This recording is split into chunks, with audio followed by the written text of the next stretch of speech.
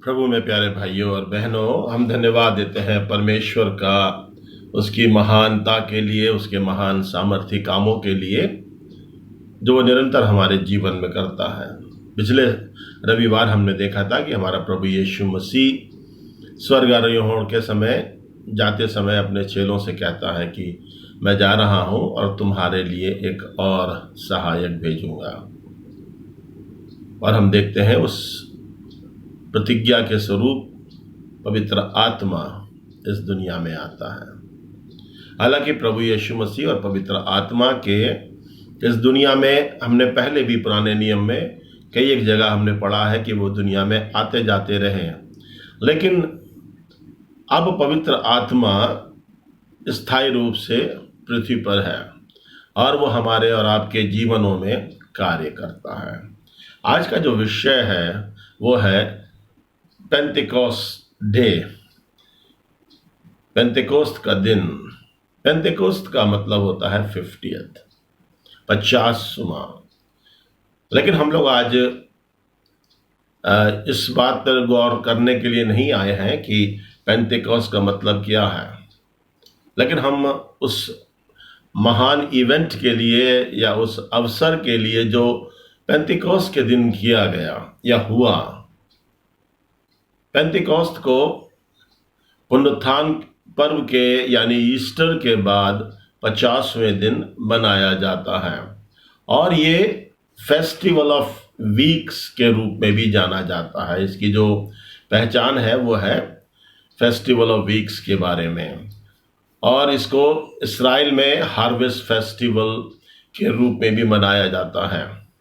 और इस दिन परमेश्वर ने लॉ भी दिए, व्यवस्था भी जो अपने लोगों को दी।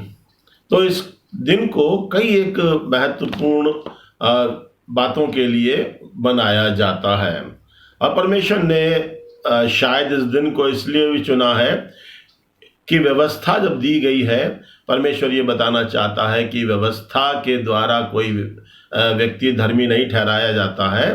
पवित्र आत्मा के द्वारा कायल किए जाने से और पवित्र आत्मा के द्वारा पश्चाताप करने से व्यक्ति धर्मी ठहराया जाता है।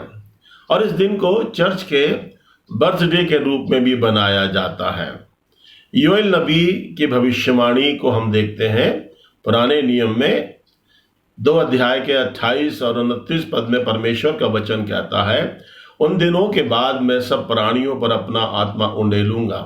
तुम्हारे बेटे बेटियां भविष्यवाणियां करेंगे, तुम्हारे पुरनिये स्वप्न देखेंगे, तुम्हारे जवान दर्शन देखेंगे और तुम्हारे दास और दासियों पर भी मैं अपना आत्मा उंडेलूंगा। तो मेरे प्रियो परमेश्वर जो है वो अपनी प्रतिज्ञा को इस दिन पूरा करता है। और पेंटेकोस्ट के दिन पवित्र आत्मा चेलों के ऊपर, जैसा हम लोग प्रेरितों के काम के 2 अध्याय में पढ़ते हैं कि पवित्र आत्मा बहुत सामर्थ के साथ में चेलों के ऊपर उतरा और यही दिन परमेश्वर के चर्च जो है, कलीसिया है, उसकी स्थापना हुई और 3000 लोगों ने करीब प्रभु को ग्रहण किया। तो एक बहुत बड़ा इवेंट है। लेकिन प्रभु ने जब अपने चेलों से कहा मैं तुम्हें एक और सहायक तुमको दूंगा, प्रभु ने यह नहीं बोला कि मैं तुम्हें सहायक भेजूंगा, एक और सहायक। इसका मतलब है कि प्रभु भी एक सहायक के रूप में ही यहाँ पर काम करता रहा है। हम थोड़ी देर सहायक वर्ड के ऊपर हम फोकस करेंगे कि सहायक वर्ड का क्या मतलब है। पुराने नियम में उत्पत्ति की पुस्तक में जब परमेश्वर ने आदम को बनाया तो उसने बोला कि मैं आदम के लिए एक सहायक बनाऊंगा। हम लोग कई बार सोचते हैं कि सहायक का मतलब होता है हेल्पर, जैसे एक ट्रक ड्राइवर का हेल्पर होता है या कोई मैकेनिक होता है, उसका एक हेल्पर होता है जो उनके नीचे उनका सबॉर्डिनेट होता है, उनसे कम टैलेंटेड होता है, उनकी सेवा करता है। लेकिन मेरे प्रियो, जहाँ पर भी ये बाइबल में ये वर्ड आते हैं, चाहे हवा के लिए और चाहे पवित्र आत्मा के लिए, पैराक्लीट जिसके लिए ग्रीक वर्ड यूज किया गया है, वहाँ पर जो वर्ड यूज किया गया है वो है कंफर्टर या एडवोकेट। या ट्यूटर, उसके लिए एक बहुत अच्छा वर्ड भी यूज किया गया है, ट्यूटर। ट्यूटर का काम क्या होता है? ट्यूटर का काम होता है अपने बच्चों को या जो उनके पास आते हैं उन्हें तैयार करें उस काम के लिए जो उन्होंने करना है। अब एक बच्चा क्लास में जाता है, उस बच्चे को पढ़ाई के बाद कुछ बनना होता है, तो ट्यूटर्स उनकी हेल्प करते हैं। ट्यूटर एक्सपर्ट्स होते हैं, ट्यूटर एक्सपर्ट्स होते हैं जो बच्चे को उनके टारगेट्स अचीव करने में उनके हेल्प करते हैं। तो पवित्र आत्मा वो सहायक के रूप में ये नहीं है कि वो एक हमारा सबॉर्डिनेट होकर काम करेगा, नहीं। वचन हमको बताता है यूहन्ना में कि मैं जो तुम्हें सहायक भेजूंगा वो तुम्हें सब बातें सिखाएगा, समझाएगा, तुम्हारी काउंसलिंग करेगा।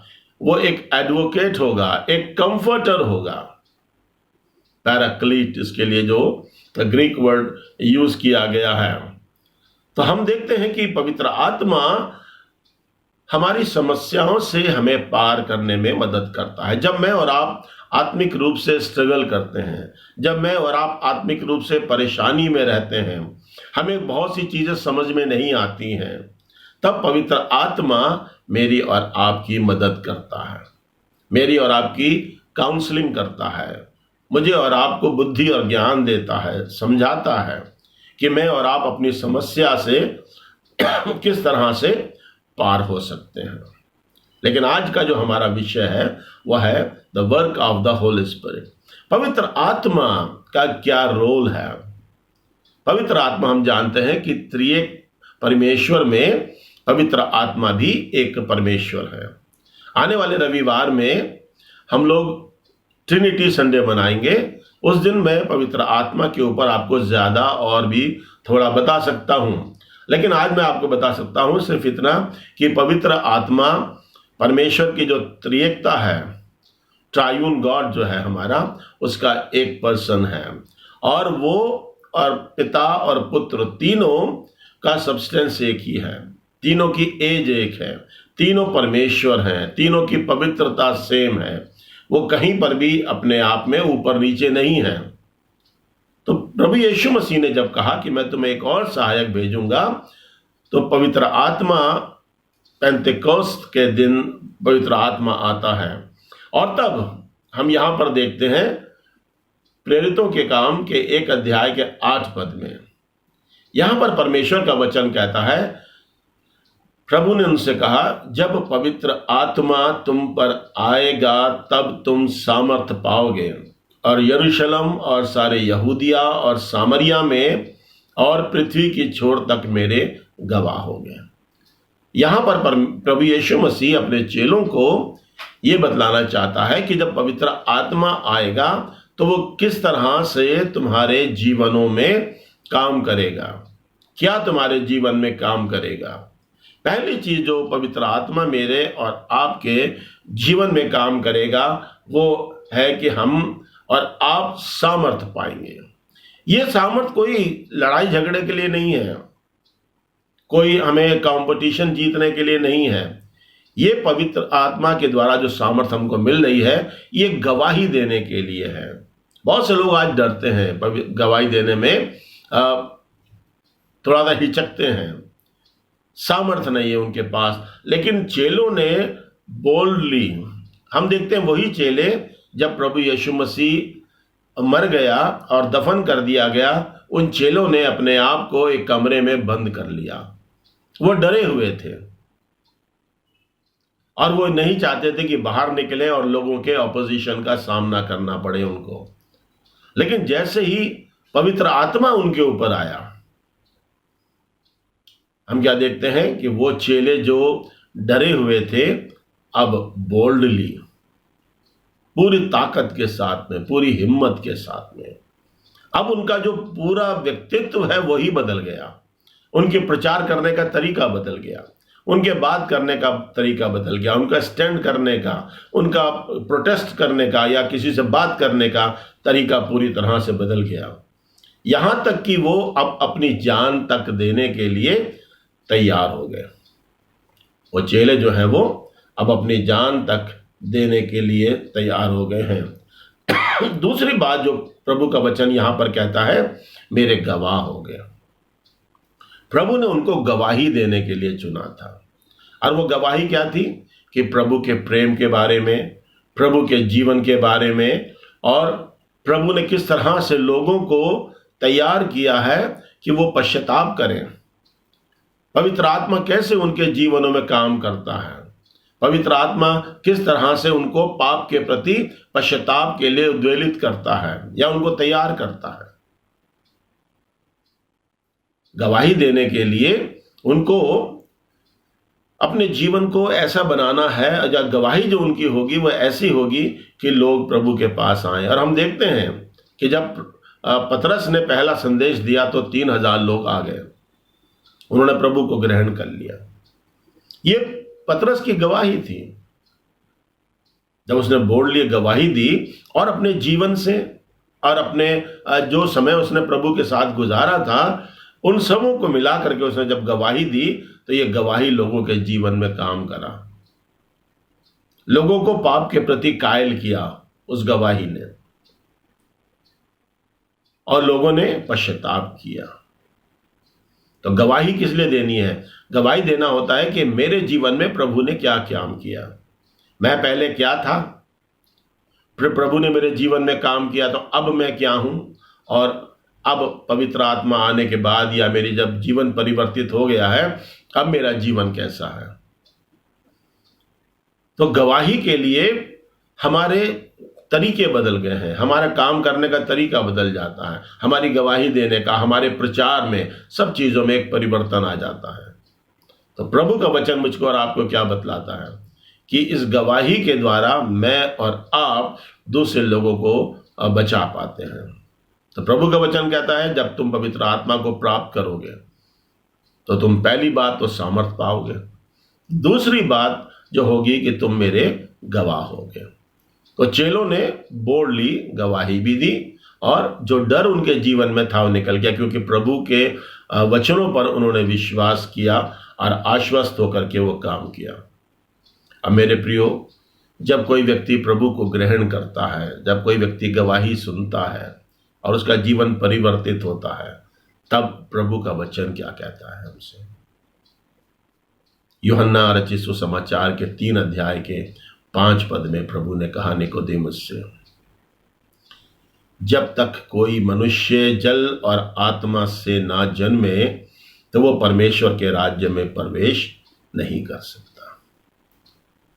ये रिक्वायरमेंट्स हैं कि एक व्यक्ति के लिए जल और आत्मा से जन्म लेना बहुत जरूरी है।